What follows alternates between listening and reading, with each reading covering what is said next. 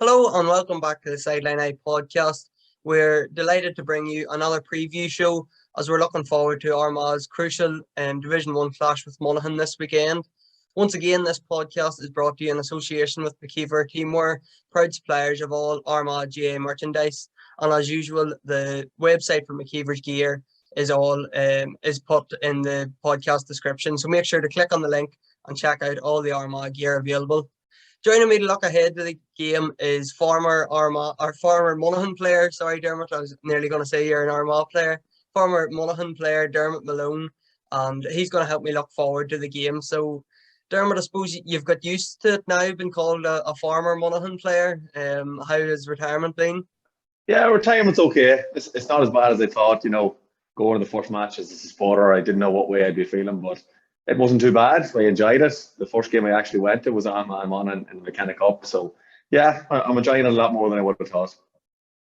And that Mechanic Cup meeting was obviously the last time Armagh and Monaghan met, but probably last year give us a better insight into the two teams in the Ulster semi-final. Such a game, like game of the season, probably. But Armagh have sort of got used to this moral victory now that they can play in these games of the seasons, but they seem to always come up short, and that's the way it panned out last year.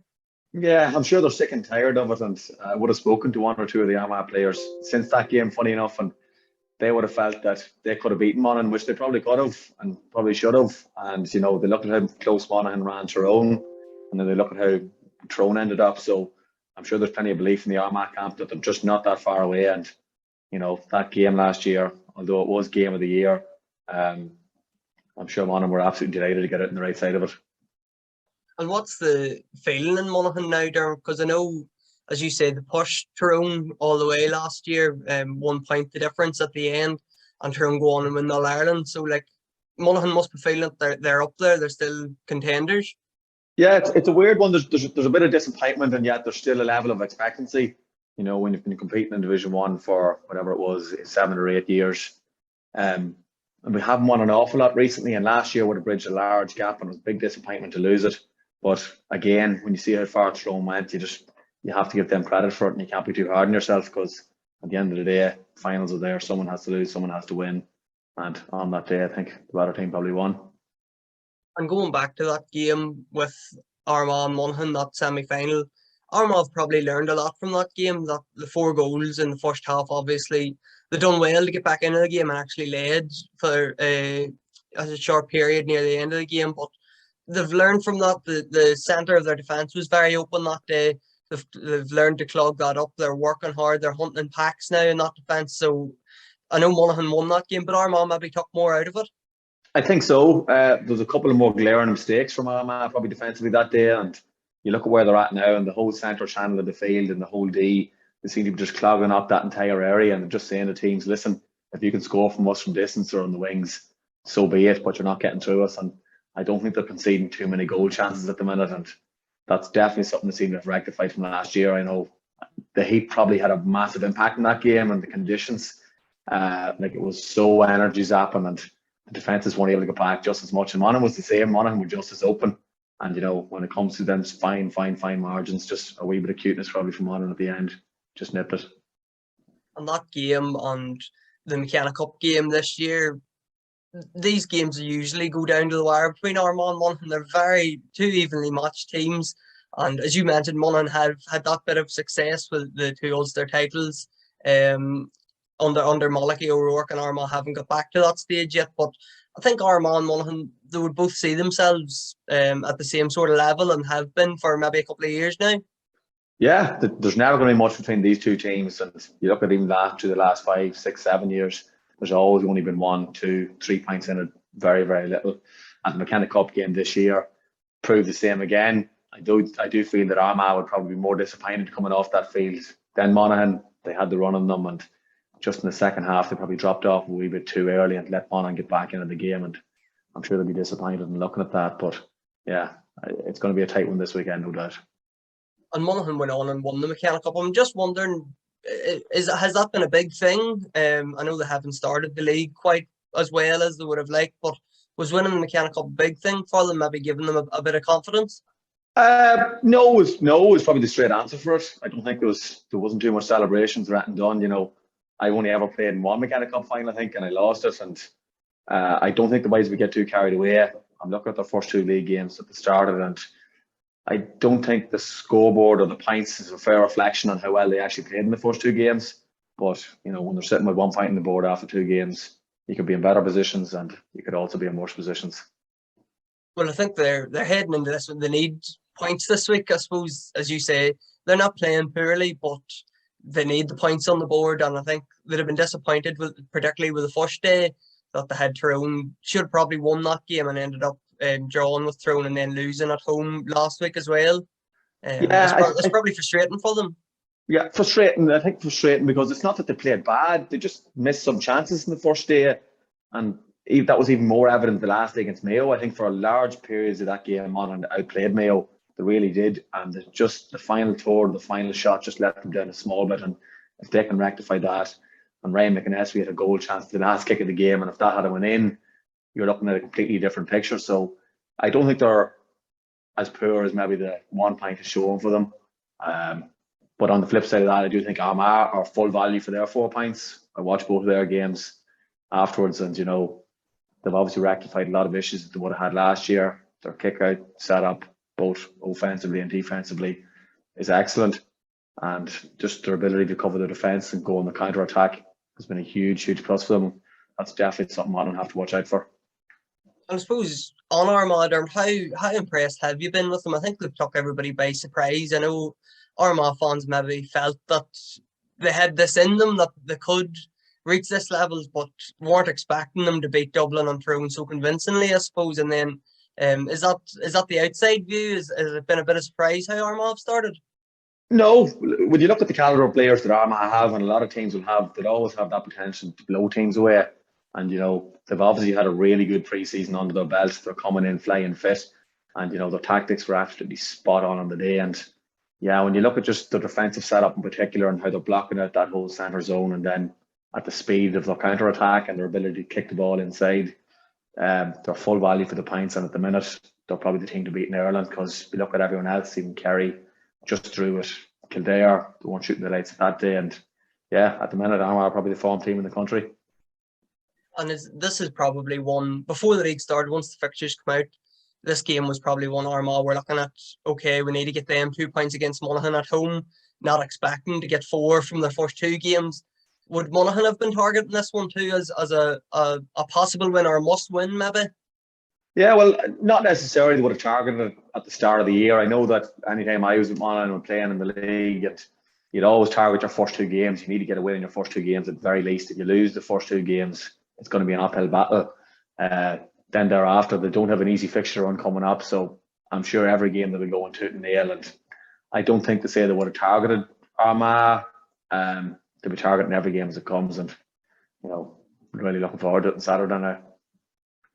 We spoke about how close the two teams have been in recent years, and there is a bit of a rivalry there. But as a player, Dermot, when you were going out to face Armagh, do you feel that rivalry? Or, because I know Armagh would probably feel it more with Tyrone than they do with Monaghan. That's probably going back to the glory days of the Noddies. But what's Monaghan's perspective on the rivalry? Well, I'm not sure about all of Monaghan's. There definitely is a wee bit of niggle between the teams. And, when you're going out to play Armagh, there's always a large amount of aggression. Really are. They're aggressive. They're in your face. They're pushing. They're shoving. They're not afraid to get stuck in. Myself personally probably had more of a gripe with them. I'm Curtin and Armagh myself, and the father-in-law is a staunch Ciara McGeaney and Francie Value fan. So I had him to the Mechanic Cup game, and he wasn't afraid to let me know about it when they were winning. So I always had a wee bit more edge on me against them. But I think overall, yeah, there is a fair bit of bite among the teams. And I don't think that'll be any different come Saturday. I know Armagh, the red card isn't carried through now, and they're not going to have them play a full outfit, but yeah, it'll be an interesting one. And you're talking about that sort of aggression, and Armagh have really introduced that into their defensive play this year. And as we said, hunting in packs and really working hard as a defensive unit, as a team.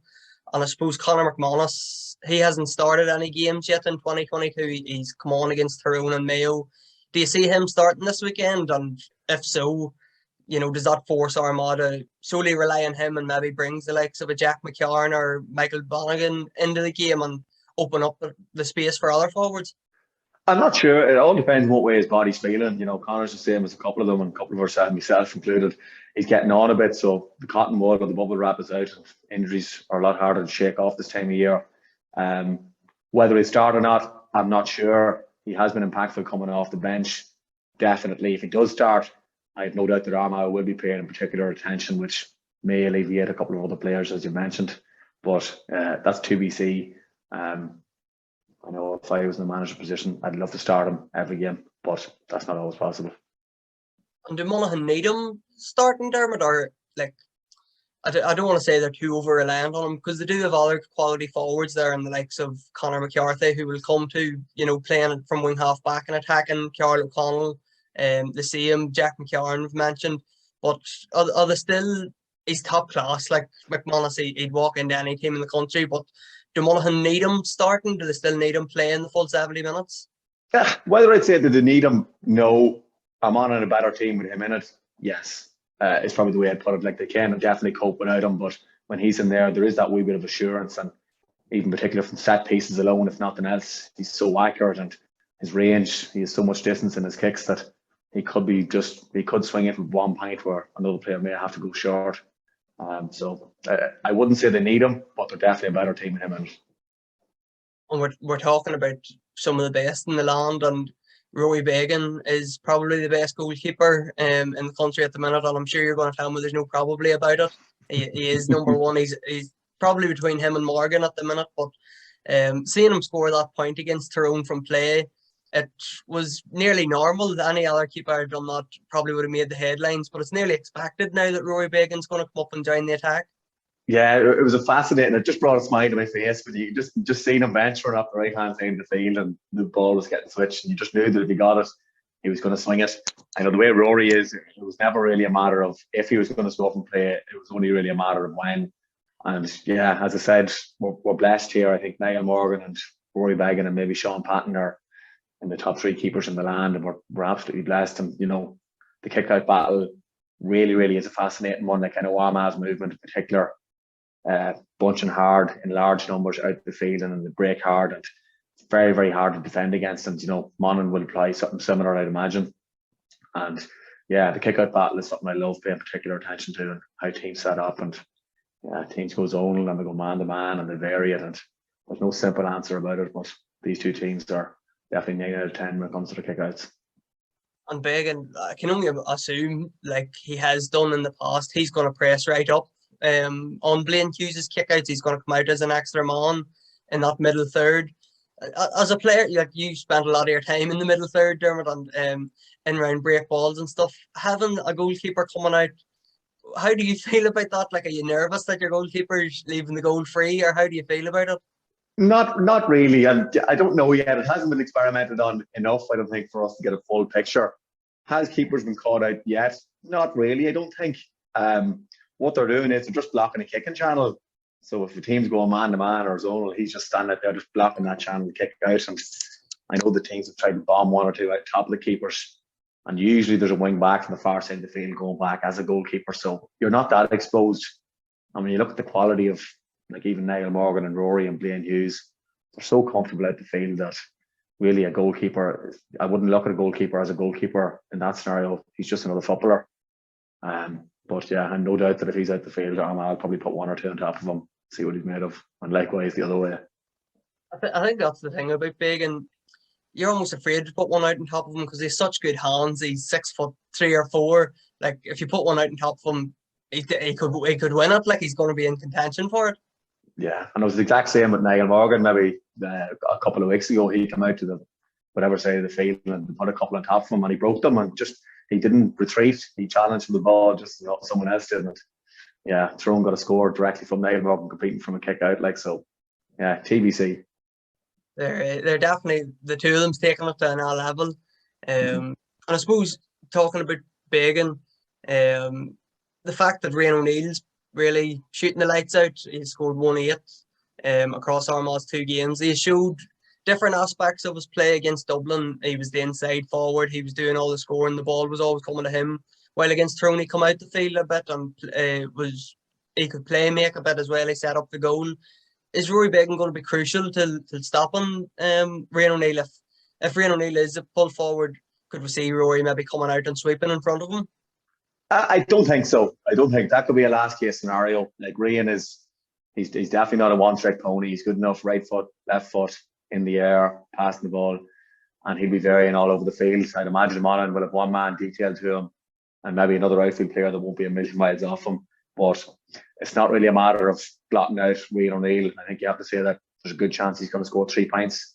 If you can keep him to 3, all well and good, job done, because he is, without a doubt, at the minute, the form player in the country himself, and probably David Clifford's not far off. So, yeah, one to watch. I'd say it's probably going to be Conor Boyle. I know he picked him up last year, and Rian was outstanding against Monaghan last year. I don't think anybody could have marked him that day, but it's probably going to be Conor Boyle picking him up on maybe a Darren Hughes or somebody dropping back.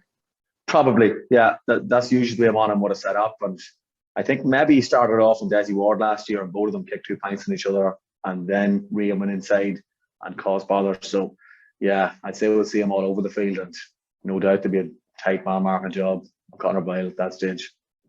And Conor Boyle, he's really turned into one of the best in the country, isn't he? I've seen him a couple of times now, and he's really excelling. I know in the Mcmanus Cup game down here against Armagh, he was brilliant that evening, and he sort of kick-started Monaghan's comeback. Yeah, for years, Conor Boyle has been probably the most underrated footballer in Monaghan, and one of them in Ulster. Like he's probably just getting a wee bit more publicity now whenever the cameras are on. But Conor has been absolutely exceptional for Monaghan, and he's been their go-to man on a number of occasions over the last couple of years, and not only defensively but offensively as well.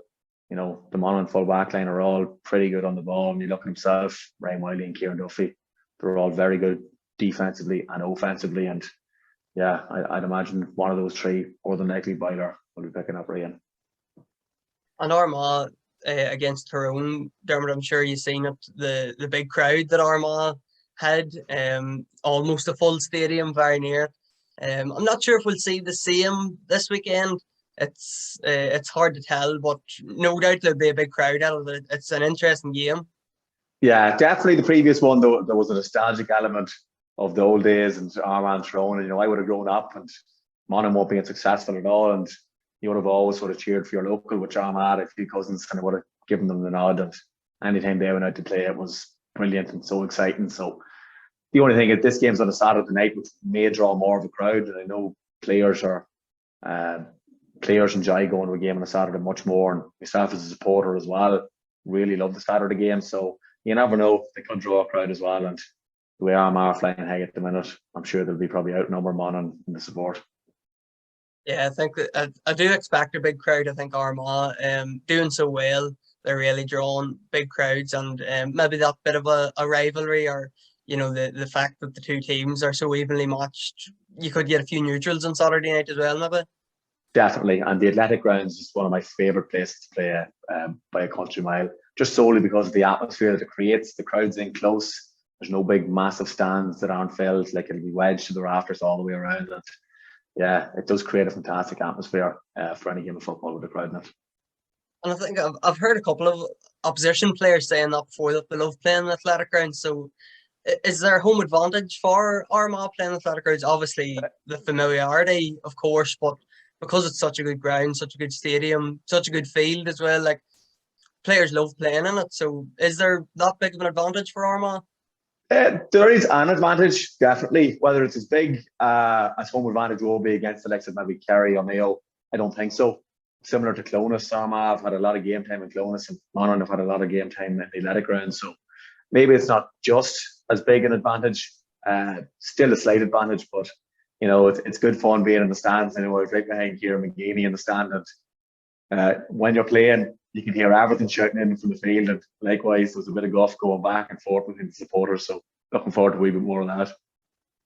And Dermot, just before I let you go, every preview show now we're doing a combined 15, so we've picked a combined 15 between Armagh and Monaghan, and Monaghan just edge it, have a few more, they've one more player than Armagh, they have 8 Armagh of 7. I know you were trying to get a few more in, but we had to settle on 7 Armagh players. But the first one, of course, is Rory Began. He's the keeper, and we spoke enough about him. He's the number one keeper in the country. I would say everybody has him down as number one. And I suppose just how lucky are Monaghan to have somebody like Rory Began?